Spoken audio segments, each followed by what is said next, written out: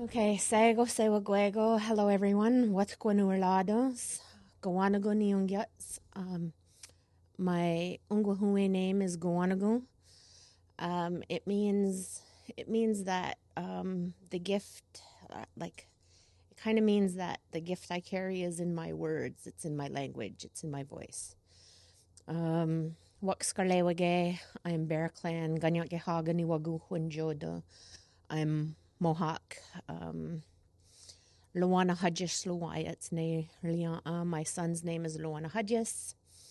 My English name is Bonnie Whitlow. My son doesn't have an English name. It was something that I was able to recover. He doesn't even have my last name.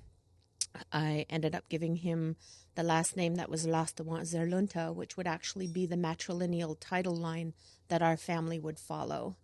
So I kind of tried to reject colonialism as often as I can, in every way that I possibly can. I try to be resistant. And as I said earlier, Lewis, I try to be aggressively Mohawk wherever I possibly can. And so, thank you very much for inviting me here today to join everyone in our kind of language reclamation goals. It's been really inspiring to hear from everybody so far and to get a sense of your hearts and your passion for doing this kind of work, because this work is never going to make us rich financially, but it's going to make our cultures and our communities rich, because it's just going to be that bridge that we need to be able to listen to that ancestral voice that we're looking for. So I would just want to say thank you for inviting me here today. I really appreciate the opportunity. So Ongwanagun Jokwa, I was asked to talk about Ongwanagun Jokwa, which is our adult language immersion program at Six Nations that's been running for 20 years. I have been a student, a very early adopter. I think I was in the second or third year of it. And it has just been he calls us his guinea pigs. It has just been a language experiment for the past 20 years. So I'm going to talk to you today about the root word method. I had a really hard time writing this presentation because I didn't know the people that I was presenting to. I didn't know what my target audience was talking about or thinking about. So I kind of changed things up a little bit last night. And I had a really hard time writing the paper, but I think it would be easier once I get a sense of what your questions are for me today, so I can go back in and make some changes and then submit that thing that you had really wanted me to give you previously and I still haven't done. Okay, so having said that, the next slide.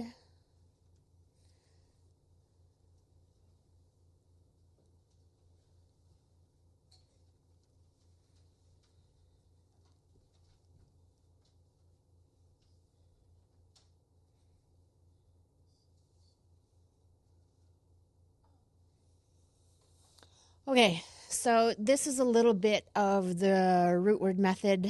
I'm just going to really talk about this really quickly. We are Ganyakgehaga people. We speak Ganyakgeha, which is broken down into this Ganyange, the Ganyange. If you look up here, it's Ganyakgeha, Ganyange.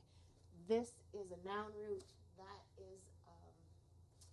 that is a prefix, meaning it, and the ge is telling you that it's the place of. So it's the place of the flint. Ganyan geha is the place of the flint, the animation or the life force, the language of the land of the flint, which aligns with the name of this conference.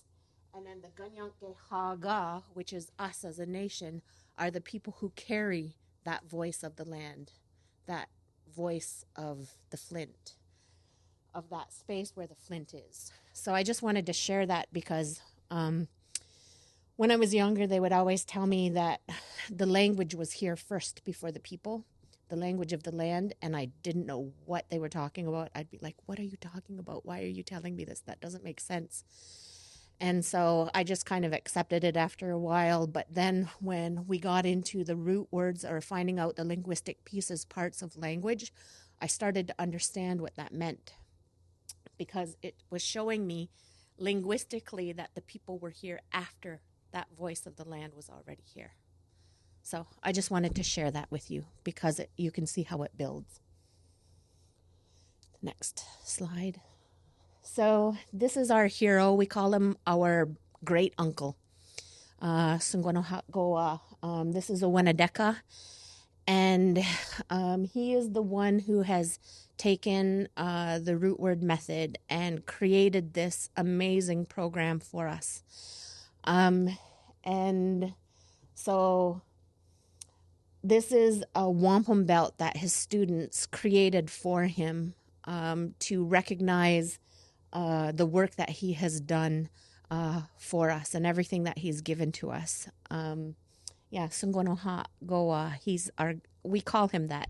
I don't even know if it makes sense, but we use the pieces, parts of the language to put together to call him like our great uncle. So Kawennakon and his wife Onegiosta, they were interested in learning the language. And so, like many of us, they tried different programs that were available, just your standard curriculum. This word means that.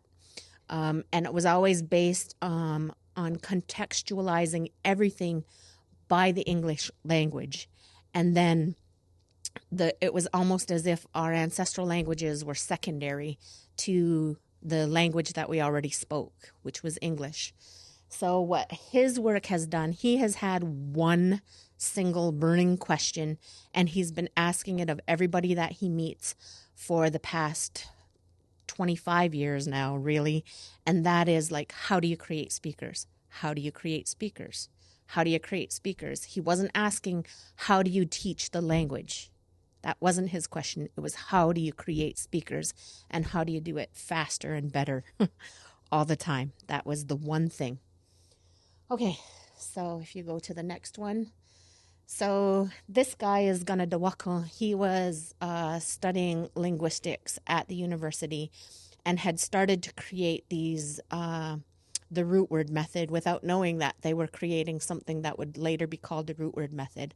So what he was breaking down these big blobs of information in these 80 letter words that we have in Kawennakon. I noticed you have some very long words in Cree, and so he started to tell us all of these linguistic terms for these things, and he was the one that told us that we speak a polysynthetic language.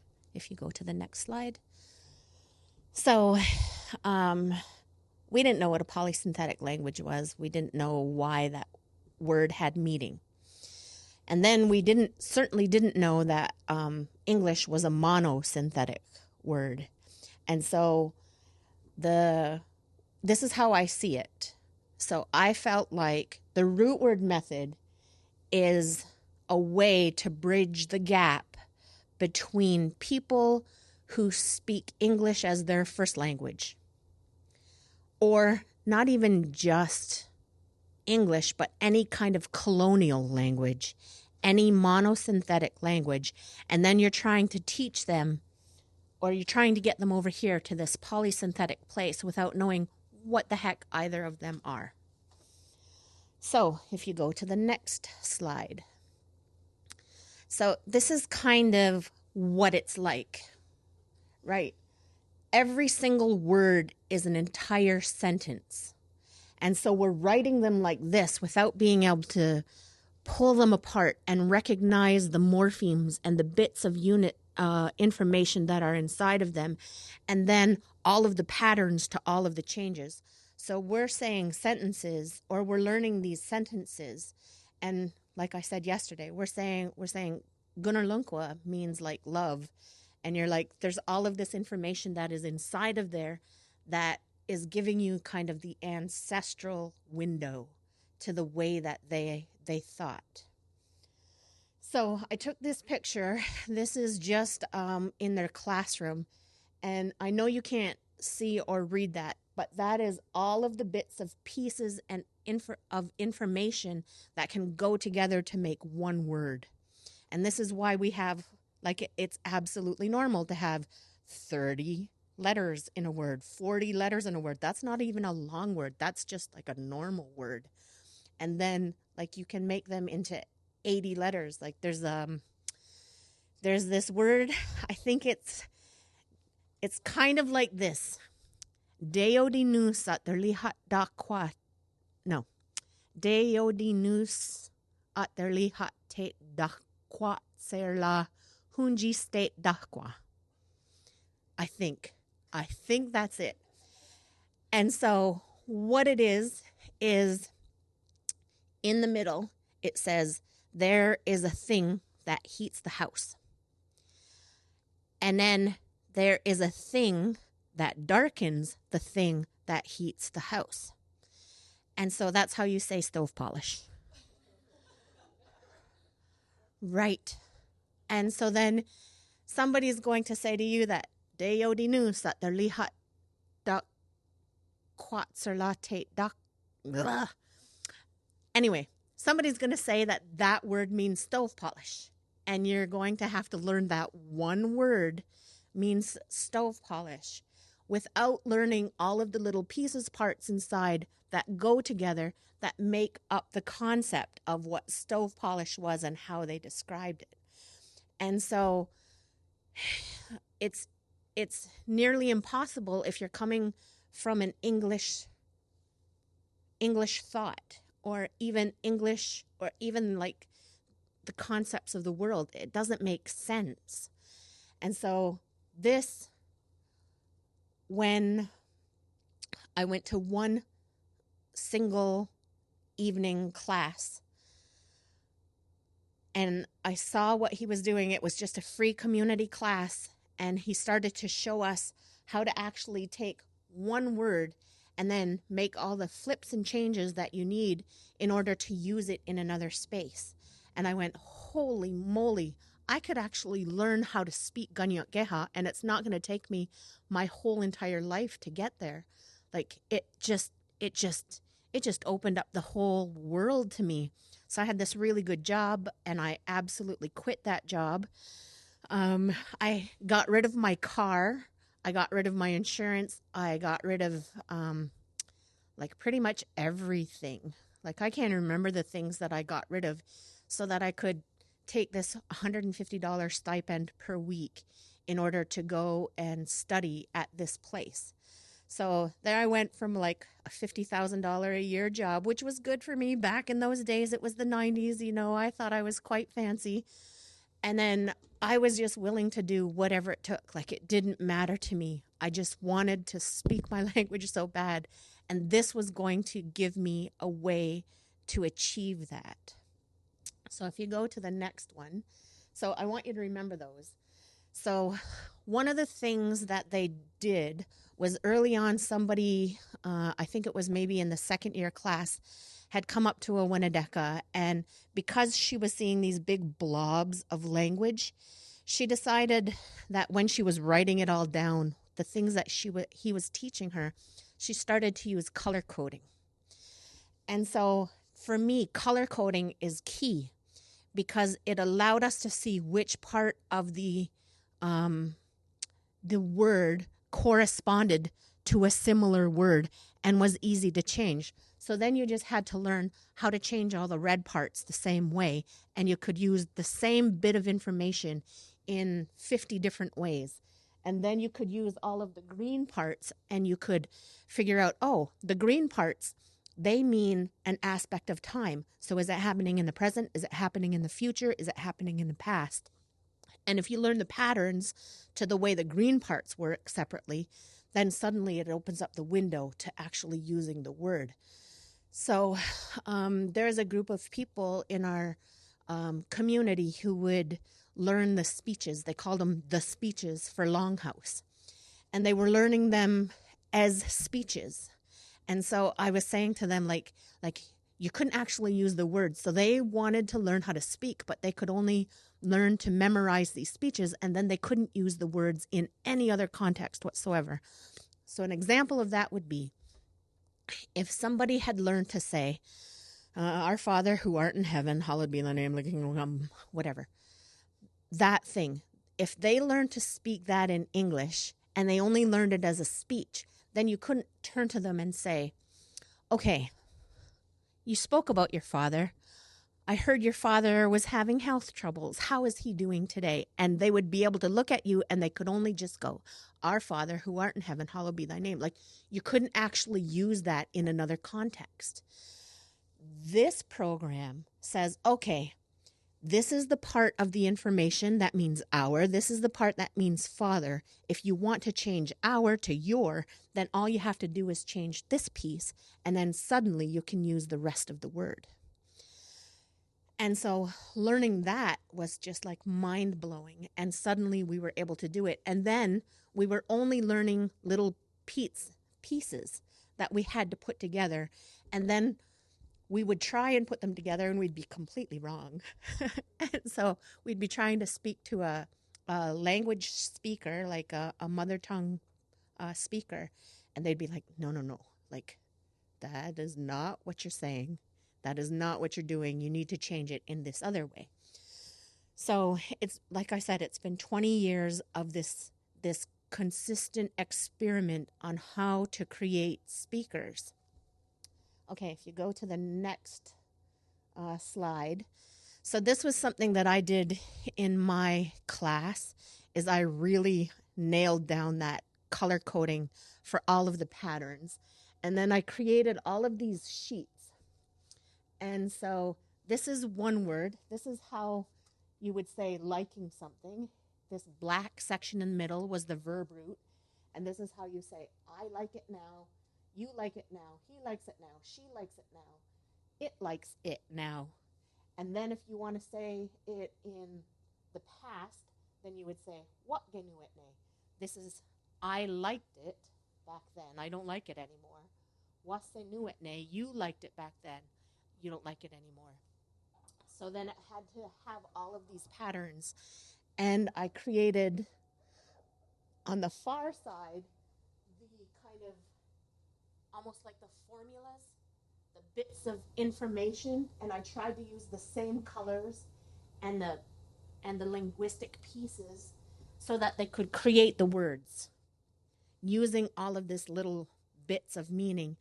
And then you would only really need to learn that 15 prefixes, that one verb root, and that one aspect of time, and suddenly you could use like 75 words, and you can learn those 75 words in a day. And then all you have to do is change the verb root, and because you already know the pattern, then the next day you learn one verb root and one pattern, and then the next day you learn 5 verb roots, and so you're learning like 250 words the next day because you've learned the pattern to the usage of those words. So suddenly you're not looking at a language that is like a billion words. You're looking at the pieces and the patterns to the change of those pieces. And you're able to use words that you hear once, and then you're able to attach these other pieces to it and say, oh, like I can use that word too. So if you go to the next slide, this is if you can pull it up, this is a video that we made it. It's actually of my very first class with Day A in it, and it just shows you very quickly what I mean, or what I've just tried to show you over the course of the presentation. This is a video that he made early on.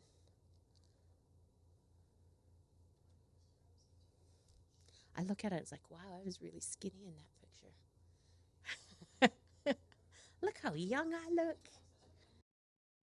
The problem with teaching Kawennakon, or any Iroquoian language, is that a single one of our words is the equivalent of a whole sentence in English.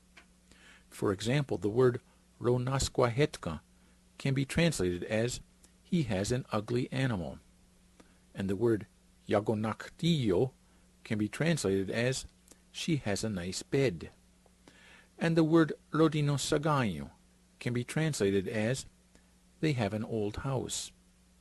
At first glance, these words are completely different, and students in other programs learn them as separate and unrelated. But students at Ungwawana do not learn or see these as whole words. Instead, they are taught the small bits of meaning contained within those words, bits of meaning that we call roots, that have to do with he and she and they, and houses and beds and animals, and nice and old and ugly. The students learn how to assemble these roots into whole words. They also learn how to substitute she for he, and they for she, and bed for house, and animal for bed, and old for nice, and ugly for old. Students learn how to create a large number of words from a small number of roots. For example, in just a few weeks, students learn how to combine 11 prefixes and 70 noun roots and 20 verb roots, a total of 101 roots that can be together combined to create more than 15,000 words. The root word method works because it's much easier and faster to learn 100 roots than it is to learn 15,000 words. In the entire year, students have to learn approximately 600 roots, plus 200 prefixes and suffixes, and the rules for putting them together, and the exceptions. But once they have learned these 800 bits of meaning, students can create, literally, millions of single words. Students using the root word method, then, are not remembering words that they've been taught, because it's impossible to teach a million words, let alone learn or remember them. Instead, students are learning how to think in the language. They're not trying to remember what someone told them. They're thinking how to say what they want to say. The root word method was first developed by David Kawennakon Miracle, and later refined by Ungwawana. Because Kawennakon and other Iroquoian languages share the same grammar and structure, the root word method can easily be used by other language groups. At present, the only other language program using the root word method is the Adult Immersion Program at Tyendinaga. Okay. So that is like, it's just such a gem. It opens up just every avenue of thought for me and for the students. I was really fortunate. I mean, Kawennakon is my hero in every sense of the word, and he has just been trying to do these things. So the difficulty was, I want to show you the root word method, but I also want to show you how the color code goes alongside it, how the Racius Foundation ideas around like high energy and eliciting speech also feeds into there and becomes a best practice and creates speakers. So honestly, he has gone to every language conference everywhere for the past, like I said, 25 years, and just had that one question and used all of the information from all of those people in order to feed and answer that one single question: how do you create speakers? So in writing this for you, I was also like, oh, well, even before we get to linguistics, do you have people in your community who have worked with people who study linguistics? Do you have people who you've sent away to study linguistics? Do you know how to elicit speech from the people who are the speakers in your community who have no idea what you're talking about? And is there somebody working with them and gathering that information? So do you know about how to ask specific questions that give you the answers that you need in order to create your own linguistic patterns? Like, I really didn't know where to go with this presentation, because I feel like Ungwawana Gunjokwa it's just this, it's like magic.